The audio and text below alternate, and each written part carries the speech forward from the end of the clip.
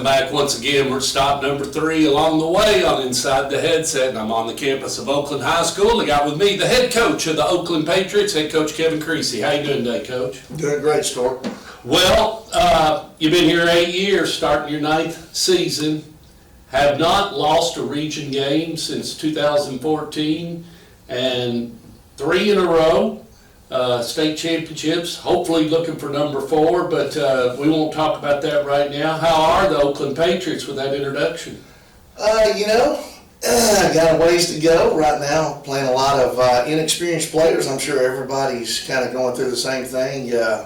We got a lot of inexperienced players in key spots, so it makes it a little tough right now, but that's why you want some of these good games that are non-region games early.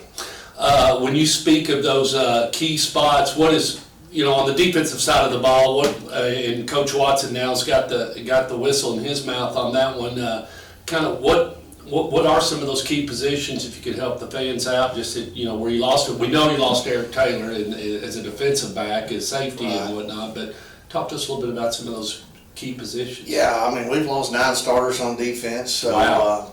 It's new guys in the secondary, except Ronson Crisp. We've got brand new linebackers, lost 2 good linebackers that went on to college, and both of them had 150 plus tackles, so that's hard to replace. That's hard to replace. Got 3, down linemen that are brand new. 9 out of 11 starters are gone, and then it's similar on offense as well. And then you got a new quarterback, which Tyler's taking over and everything. How's he doing? As far as his progression and where he should be based on your past quarterbacks that you've coached? Yeah, not bad. He knows the offense, been around it for a while, and so he understands what's going on and what looks we want to get into and stuff like that. So he's doing pretty good. Couple of guys have moved in and decided to be Patriots, the Morse kid and the Jones kid. How are those 2 kids working out? Yeah, both of them, have kind of battled back through some injuries right now. Both of them kind of were a little banged up in the summer coming out of spring. But both of them should be around 100% now, starting to play a little bit more, practicing, 100%. And so expecting big things out of both of them. How well are they blended in compared to past players that have come on board? Is the system hard if you've never been a part of it? If you're on the offensive side of the ball, is it hard to decipher the play calling and what you're asking them to do to pick up? Yeah, anybody that comes in, from another system, it's kind of like learning a different language. Mm-hmm.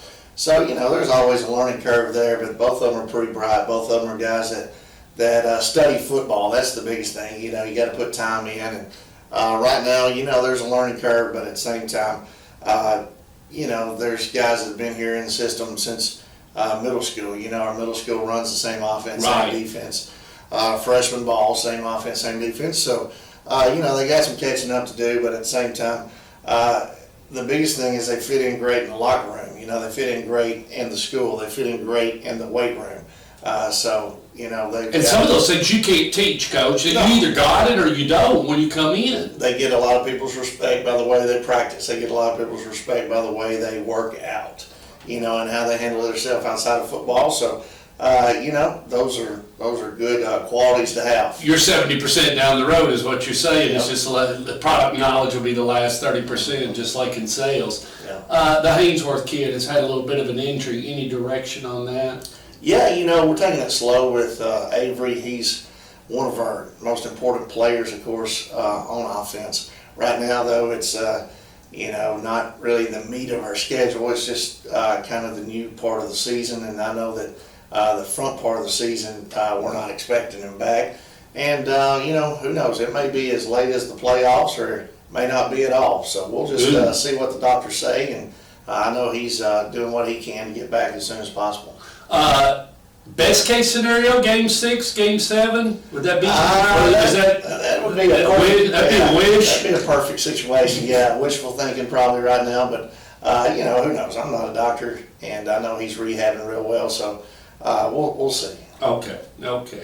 And Morris, 5'10", 185 pounds, number 12 in the state, number 19 in the U.S. Several offers. Is he going to play both sides of the ball or just one?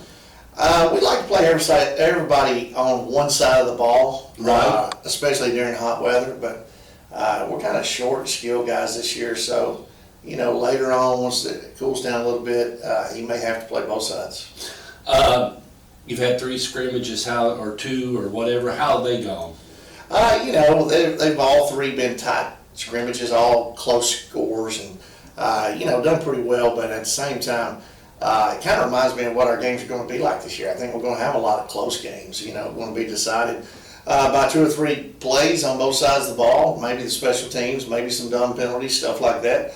So we're kind of seeing what our future is in our scrimmages. It looks like it's going to be a bunch of close games this year, and we got to keep working toward those things that help us decide those close games in our favor. So we got a ways to go with some young guys, but like I said, had some big plays this offseason by Dre Odom, making some noise on defense. Chase Bandy is a kid that is going to play on both sides of the ball. Looking forward to him and Tut kind of working in the defensive backfield as well. So there's some young guys that are going to get a chance to play. New names. And like I said, unfamiliar names right now, but hopefully you'll know them by the end of the season. Fans don't really, I don't want to say they don't understand, but when you load up the Patriots or you've worked on other coaching staffs, other people and everything, when you go to a scrimmage, what is the number one thing, but it doesn't matter who you're scrimmaging, what's the number one thing you've got to get done in your mind as a coach? What do you want to accomplish? You've scheduled something, doesn't matter who the team is, what do you have to do as a unit? What do you want to get done in the back of your mind no matter what? Yeah, you just want to see who can play and who can't play. You definitely want to leave there healthy if you can. So a lot of times in scrimmages, we don't have our best guys out there at certain times because we know that, we know who can play, and they don't really have to prove anything to us. The younger guys, we throw them out there and get them a lot of reps, a lot of work, and a lot of them show us who can play, and sometimes it shows us who can't play. Special teams, that is something in some instances you don't have to worry about from a kicking standpoint, but as far as punt return, kickoff return, that may be a little bit something. How much have you worked on that before you go into Battle Friday night? Yeah, quite a bit. We put a lot of emphasis in the preseason on our special teams. We've definitely won the special team battles in our scrimmages and stuff. But we've got Mr. Football kicker coming back. Hunter Rather's our snapper, big time baseball player, but a great snapper too. Probably could go to the next level as a long snapper. And so, we got a good core group there. But like I said, there's been some people move out of Oakland too, so we've got to replace our returners. Yeah, that's happened. And it's just part of it nowadays, I guess. And we've got some people that are willing and able to be the returners, so that's a good thing. Friday night, you host Independence Eagles who could be coming in and everything. You've gotten a little bit of information from a scrimmage, but what's first thing when you flip on the film? What's first thing you see out of these guys? Shoot, I can tell they're well coached. I really like what they're doing on offense. Putting you in a predicament on defense. I mean, they're definitely using what they got to their advantage. I like the quarterback running triple option, making you play assignment football. Taking advantage of people that are undisciplined, not doing their assignments, that sort of thing. And then Taylor Burks, who worked with me over here my first year, came from Georgia Military College and helped me my first year over here. He's over there calling defense. Oh no! So he knows all about that. He knows all about you. He's telling stories on you. Probably not, but he's definitely figured out a few things on us. And like I said, it's fun playing those guys because. At the end of the day, if we see them again, it'll be in the state championship, so we can kind of compare notes and talk about what we've seen, they've seen, and then hopefully help both of us out later in the year. Yeah, and they don't have a tough schedule. They got to go through the woods, and their division is not easy either over there. Right. They're going through a tough schedule, and going west. Going west is maybe even tougher now because. You got some teams in Shelby County that are really doing well, and so it's one of those deals where it's a tough road no matter which way you go in the playoffs nowadays. Any logistics, anything the fans need to be aware of as they head into Ray Hughes Stadium this Friday night at 7 o'clock at kickoff is? Anything they need to be aware of? Yes, absolutely. I'm glad you said that. We've got huge construction going on. I saw it when I come in. Yeah, and it's not friendly. They've already started the construction on our schools, so the best thing is if you're from out of town, you probably need to just go ahead and park at Oakland Middle School, which is across the street from DeJarnett. Okay. And then our What are they actually doing? What is the construction all about? yeah, it's the county has passed it where Smyrna, I think, Oakland and Riverdale are kind of getting some renovations done. Okay. Millions of dollars, and it's going to be great in a couple of years. Right now, they've just started the first phase of the construction, so our annex is going to be shut off to the public. Pretty much the gravel parking lot that's gone. Oh, no. Yeah, so there's going to be some parking issues that people are used to. But if you're used to parking at the annex, you probably need to find a different place to park. So where will media park? Where will we park? That's a great question. I'm not sure. You better contact our athletic directors. They're kind of handling all that. We had a big jamboree the other night, and we pretty much blocked off the annex just to get everybody used to it. Referees were allowed back there, maybe media, but pretty much no one's going to be allowed back behind. No VIP. No.